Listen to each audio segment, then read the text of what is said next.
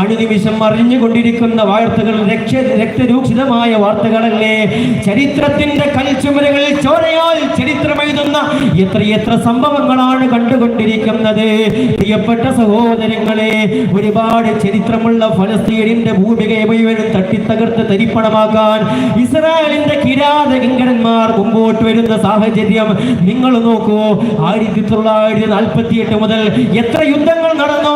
ഉസ്മാനിയ ഖിലാഫത്തിന്റെ മഹിതമായ മനോഹരമായ ഏടുകൾ മുഴുവനും എല്ലാം ഇല്ലായ്മ ചെയ്ത് ഫലസ്തീനിന്റെ മഹിതമായ ഭൂമിക അവകാശികളിൽ നിന്ന് പിടിച്ചു മാറ്റി.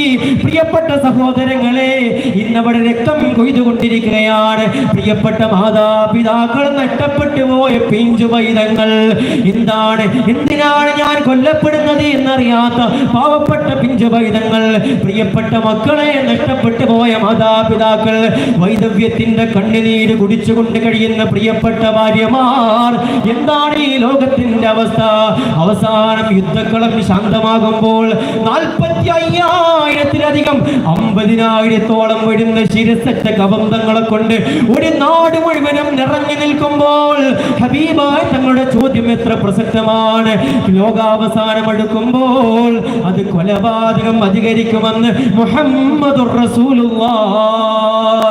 തീർന്നിട്ടില്ല. നമ്മുടെ കേരളത്തിലേക്ക് വരൂ, ഈ രാജ്യത്തേക്ക് വരൂ.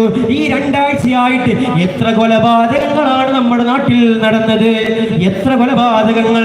2.5 വയസ്സുള്ള പിഞ്ചു പൈതലിനെ കിണറ്റിലേക്ക് വലിച്ചെറിഞ്ഞത് മുതൽ ഹോസ്റ്റലിൽ താമസിക്കുന്ന, ഭൗതിക ക്യാമ്പസുകളിൽ താമസിക്കുന്ന പ്രിയപ്പെട്ട സഹോദരങ്ങളെ മുഴുവനും ഇങ്ങനെ കൊന്നൊടുക്കിക്കൊണ്ട് ലഹരിയുടെ മത്ത് ബാധിച്ചുകൊണ്ട് MDM പോലെയുള്ള തൊട്ടടുത്തിരിക്കുന്നതിന് പോലും അറിയില്ല ഇവൻ ലഹരി ഉപയോഗിച്ചിട്ടുണ്ടോ എന്ന്.